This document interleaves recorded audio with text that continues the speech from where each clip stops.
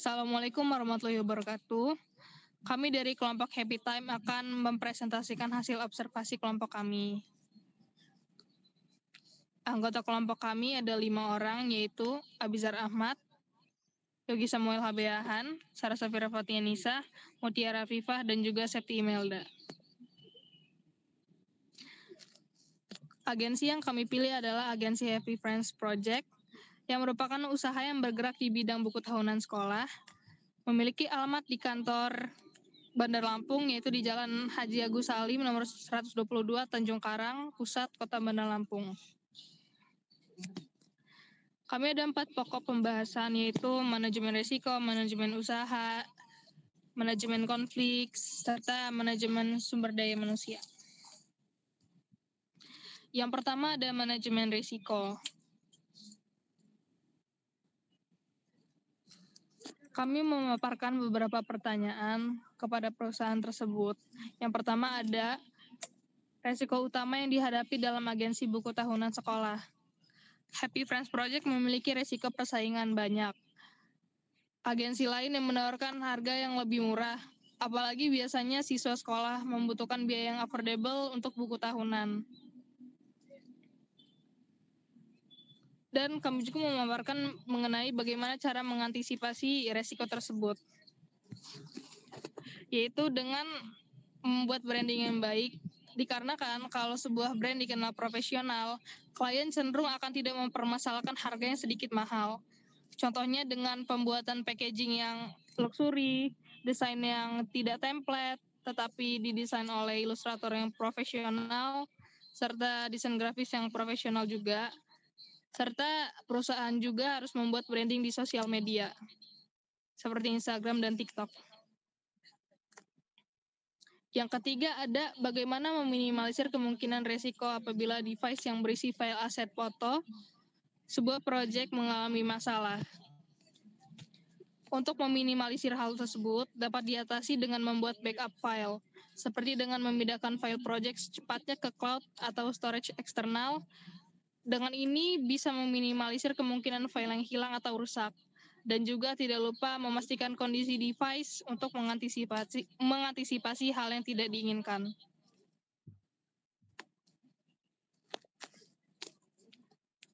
Kemudian, observasi terakhir mengenai manajemen risiko adalah mengenai bagaimana sikap dari agensi untuk menghindari kemungkinan over budget.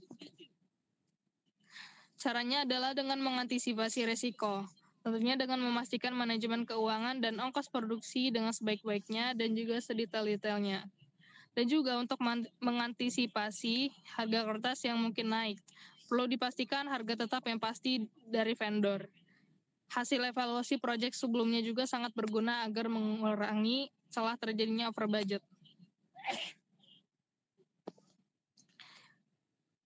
Observasi kedua ada mengenai manajemen usaha.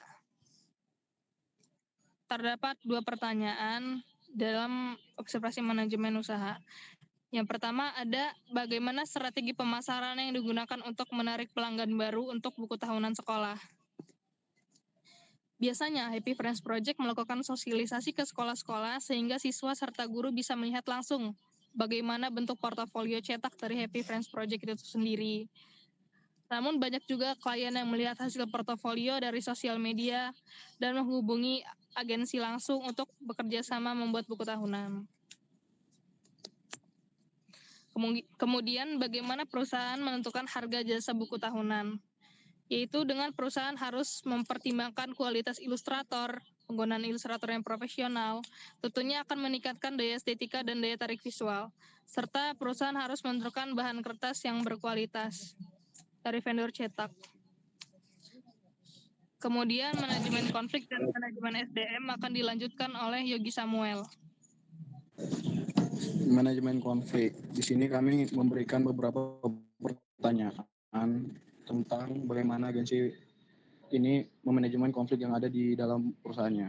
Pertanyaan pertama itu adalah apakah di sini pernah terjadi konflik antar sesama karyawan sebidang?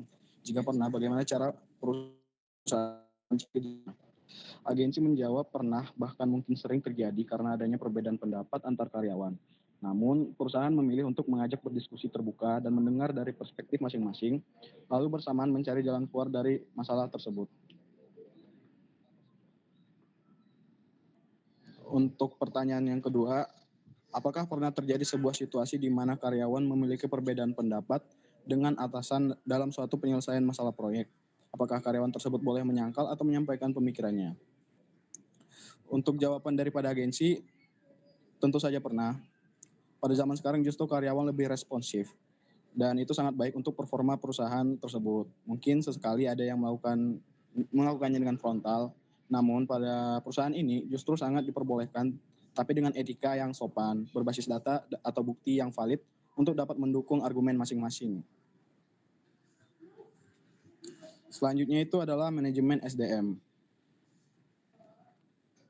Untuk pertanyaannya, apa yang biasanya jadi pertimbangan utama saat memilih tim kreatif untuk bergabung? Jawabannya ialah kami mencari orang yang punya portofolio menarik, paham tren desain atau video terbaru, dan bisa kerja cepat di bawah tekanan.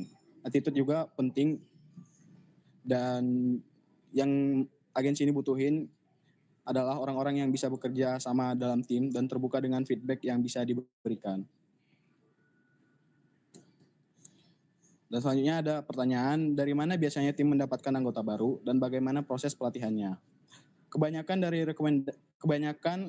tim atau anggota baru itu berasal dari rekomendasi atau komunitas kreatif. Setelah diterima, mereka akan diberi masa belajar atau percobaan 1-2 bulan sebelum praktek langsung dalam proyek yang berjalan. Dan selanjutnya, apakah ada cara supaya tim tetap semangat dan terus berkembang? Agensi menjawab, mereka selalu mencoba untuk suasana kerja yang seru dan mendukung agar tim bisa terus belajar dan grow dan berkembang di bidangnya masing-masing. Mungkin sekian pemaparan dari observasi kami di agensi Happy Friends. Mungkin kalau ada pertanyaan bisa dari teman-teman.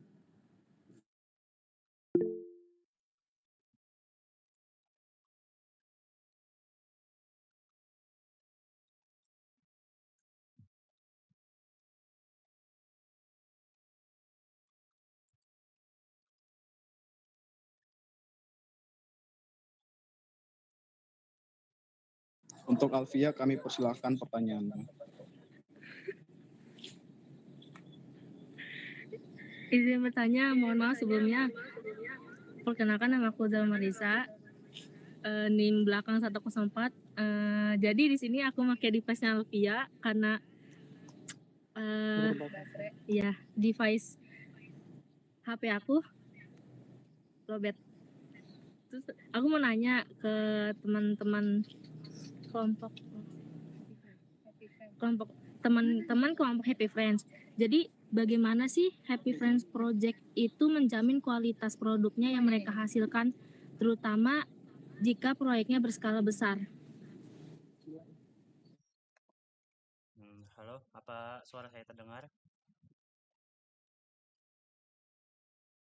Terdengar.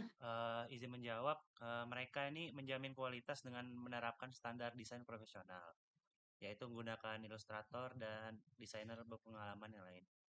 Terus mereka ini mencetak pada material pilihan juga.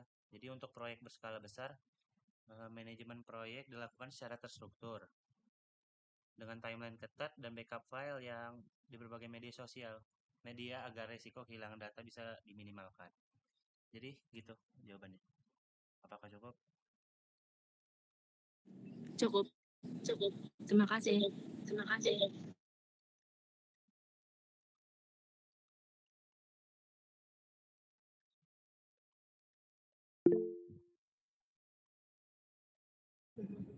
Izin bertanya, Boleh. apa yang membedakan Happy Friends Project dari agensi buku tahunan lainnya di pasaran ini? Terima kasih, itu aja. Oke, jadi saya Mutiara Siva. Izin menjawab pertanyaan Alvia tadi. Jadi yang membedakan antara Happy Friends dengan buku tahunan yang lainnya yaitu mereka ini memakai pendekatan secara personal, lebih personal dan artistik. Terus mereka juga menggunakan template yang generik, tapi benar-benar ngerancang visual itu berdasarkan karakter yang unik tiap sekolahnya. Nah, terus selain itu juga branding mereka juga nih di sosial media udah kuat.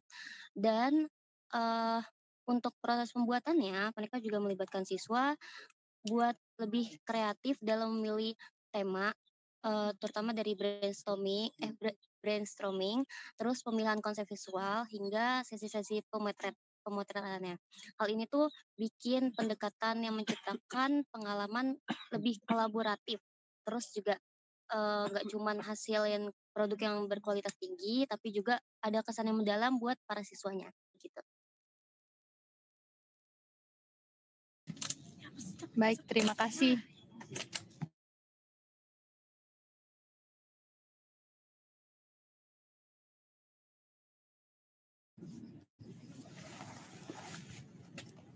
Apa masih boleh mengajukan pertanyaan? Langsung aja ya, mungkin kan tadi kan dijelasin salah satu salah satu produk dari Happy Friends itu sendiri kan buku tahunan ya untuk anak sekolah. Itu kira-kira peran utama dari Happy Friends itu sendiri itu apa sih? Terima kasih.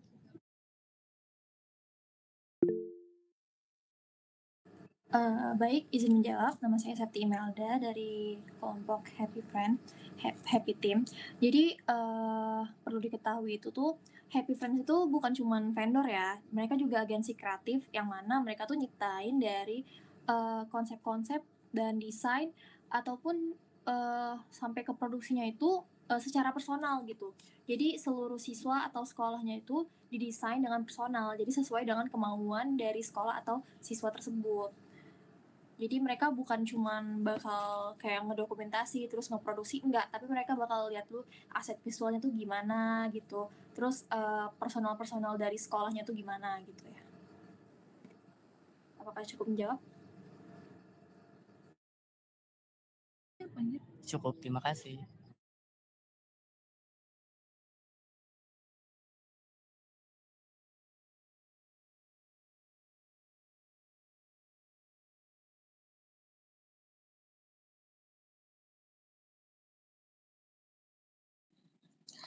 Baik,